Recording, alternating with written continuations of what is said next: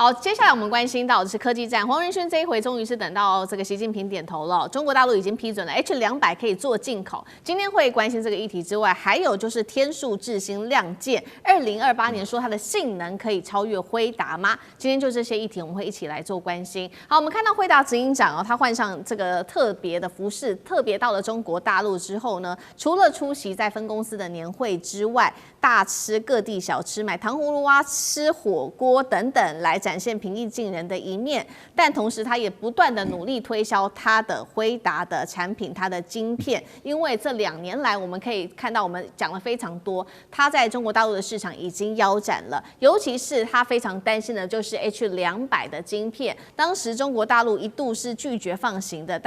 而且当时还说非必要的话是绝对不可以进口的。但最新消息是呢，是终于可以采购了。28号，中国大陆终于首度的允许说，可以了，批准首批的 H200晶片可以进口到中国大陆了。那现在是说呢，中国科技3大巨头都已经寄出了申请要买 H200，分别是字节跳动、阿里巴巴跟腾讯等等。那最新消息也指出呢，目前中国大陆的科技大厂合计下单的数量是超过200万颗 H200的晶片的，远远超过目前辉达它的库存量。问题是中国大陆为什么要突然间开放 H200？ 那是黄仁勋成功说服了，还是中国大陆有自己其他的考量？委员怎么看？当然是中国大陆自己的考量啊！我一开始就是说那些说中国大陆不买 H200的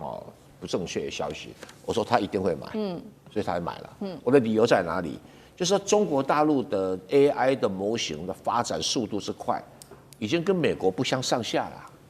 你不管是阿里巴巴的这个千问模型，字节跳动的或者腾讯的，平常心讲，他们的 AI 的这个算力的需求是大增，所需要的晶片的速度量非常大。那你如果说要苦苦等着晶片上来才只准他们去设这些算力中心，那你不是砍他们嘛？砍他们的发展力量。那中国大陆为什么可以去否决说不准买 H20呢？理由很简单，就是中国大陆自己做的东西跟 H20差不多啦。所以你要做 H20运算，你不买升腾啊，或买这其他的东西就可以啦。什么寒武纪啊，还是什么天数智新啊，就这个凑合差不多 H20的效能，而且比较便宜啊。那你可是问题，当你要提升到现在这个中国大陆那个大语言模型已经内卷的超乎你想象。那个互相杀法已经，那个连 DeepSeek 都快赶不上，我 DeepSeek 赶不上阿里巴巴，坦白讲，我很讶异啊。可是事实上已经出现了，阿里巴巴是真的狠起来这个大资本大投入去搞了而且它 AI 发展得很成功，字节跳动也不遑多让啊。那我们就问一个问题：那美国内卷得很厉害，现在 GPT 快被 Google 给打趴了，我2倍斗得很厉害啊老是会有几个巨头在那边抢这个 AI 的那个大模型的市场，那大模型后面就算力中心，算力中心后面就是晶片。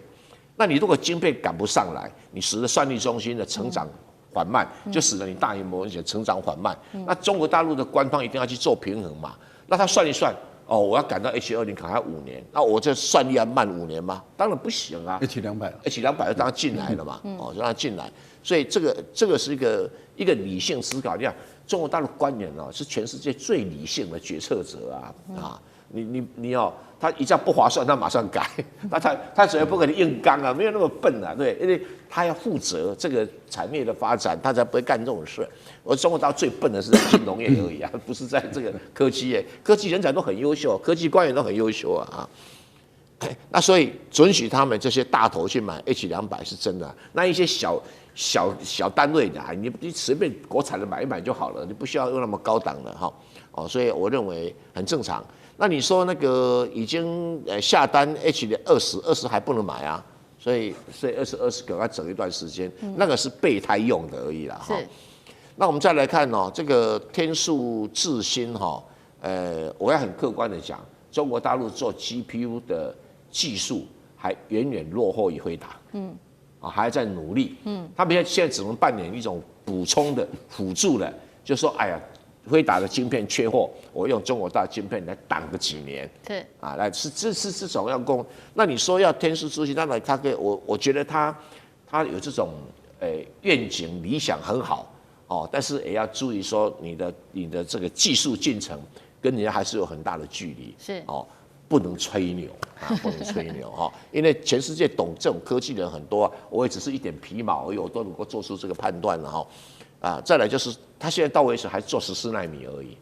啊，因为什么？因为中芯国际腾不出空间帮他做什么7奈米了，他现在生产做14奈米，所以他整个设计也好，各位要他的策略是说我不做手机的 GPU， 我不做游戏机 GPU， 我专做 AI 的 GPU， 这个方向是对的。可是问题就是说，你的技术档次还没到那个地方，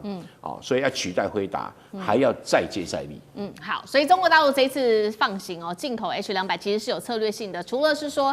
这一次开了一个大门放行之外，也跟这些企业讲说，你们未来就是说买多少 H200，你们就要买多少中国大陆自己本土的 GPU。那确实现在其实在大陆的 GPU 的选择非常的多，卢委员帮我们看到了非常的内卷。我们看到画面上有哪一些？除了中国大陆现在目前市占第一的华为之外，其他还包括了寒武纪啊、阿里巴巴、百度旗下的晶片，还有就是我们看到下面这个图，CG 最近上海出现的 GPU 4小龙，特别关注到这4家，包括了摩尔线程、天数智新跟木犀等等。另外，天数智新也推出了这个他们的一些产品，说把辉达当作假想敌，并且也设下了从2026到2028年的进程。他们说2027年他们其中一个架构就要超过 Blackwell。辉达的 GPU 宝座可以维持多久呢？赖老师怎么看？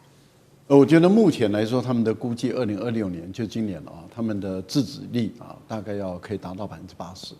这是他们的目标，就是说自己满足自己也可以到80%。那所以进口的就是20%，这个就是辉达的 quota 啊，这是一个部分。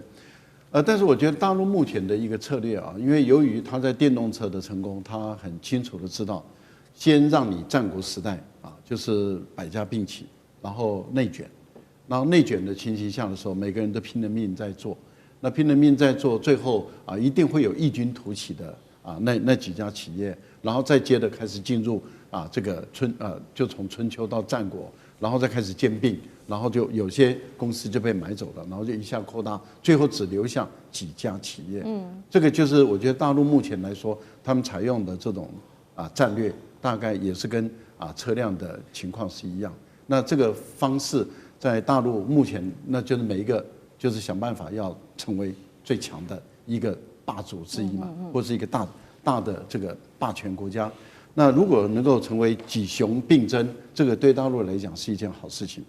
可是我觉得国家的政策是怎么来帮他们，或者怎么来支撑他们？除了创造这个环境跟土壤以外，因为美国对于晶片，它用政治力的介入，那也就是给中国大陆一个非常好的一个理由，也可以用政治